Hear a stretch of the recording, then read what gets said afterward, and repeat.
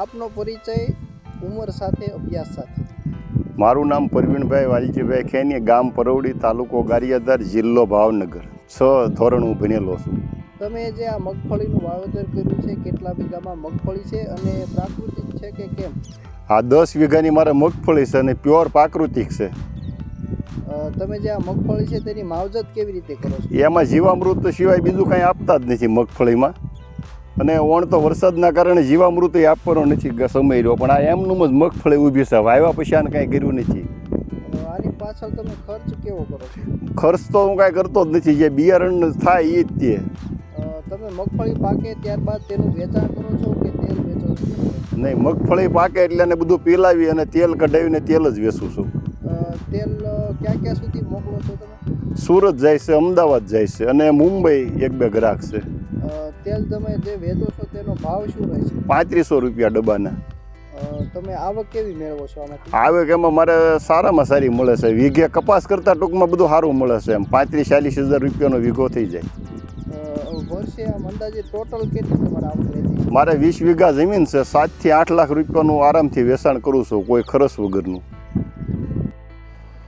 ભાવનગરના પરવડી ગામના આ ખેડૂતે પ્રાકૃતિક ખેતીમાં મગફળીનું વાવેતર કરી તેના તેલનું વેચાણ કરી શકે છે. લાખો રૂપિયાની કમાણી. ભાવનગર, અમરેલી, સૌરાષ્ટ્ર સહિત ગુજરાત રાજ્યમાં મગફળી, કપાસ, ડુંગળીનું વાવેતર પણ વધુ પ્રમાણમાં કરે છે. આ વર્ષે પણ ભાવનગર જિલ્લામાં મગફળીનું વાવેતર વધુ જોવા મળી રહ્યું છે. ખાસ કરીને ખેડૂતો હવે રાસાયણિક ખેતી છોડી પ્રાકૃતિક ખેતી તરફ વળ્યા છે, જેમાં ગાય આધારિત ખેતી કરી ઓછા ખર્ચે સારી એવી કમાણી પણ કરી રહ્યા છે.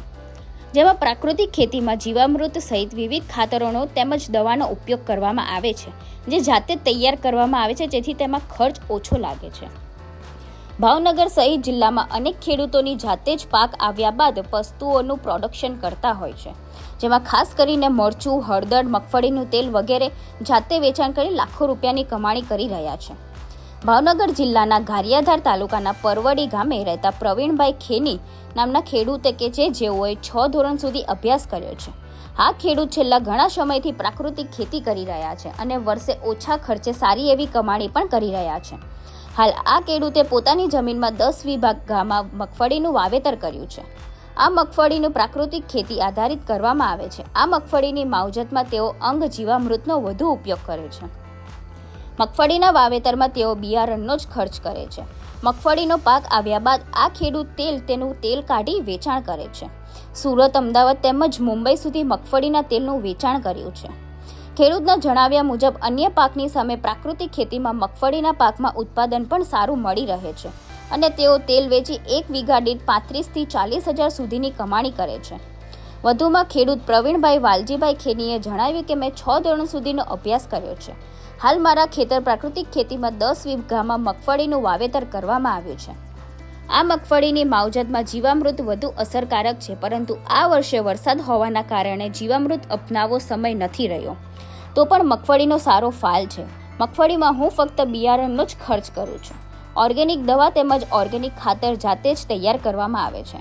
મગફળીનું યાર્ડમાં વેચાણ કરવાની જગ્યાએ તેનું તેલ કાઢી ડબ્બામાં પેકિંગ કરી વેચાણ મુંબઈ, સુરત સહિત શહેરોમાં જાતે જ કરવામાં આવે છે. 1 વીઘા દીઠ મગફળીમાંથી 35 થી 40 હજાર સુધીની આવક મળી રહે છે.